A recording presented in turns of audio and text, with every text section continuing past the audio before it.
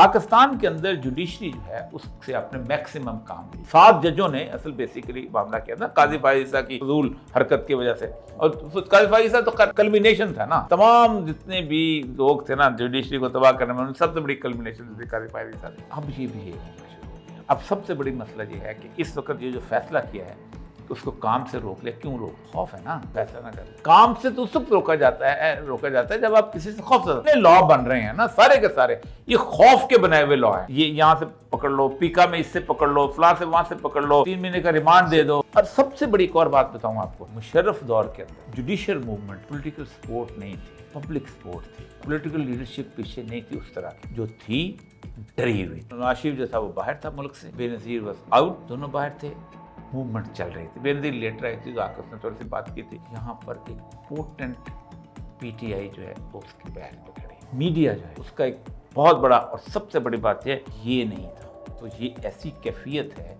कि जो कैफियत जो है वो सर्वाइवल किट पकड़ा सकती है उन सारे जजों के हाथ में। कोई अपना घर किसी दूसरे के घर के बजाय, बड़ी दफा कहता हूँ, ब्यूरोक्रेसी पीछे हटना शुरू हो। कोई अपना घर किसी दूसरे के घर के लिए तबाह नहीं करना चाहता। ये सोच लें, ये सुन लें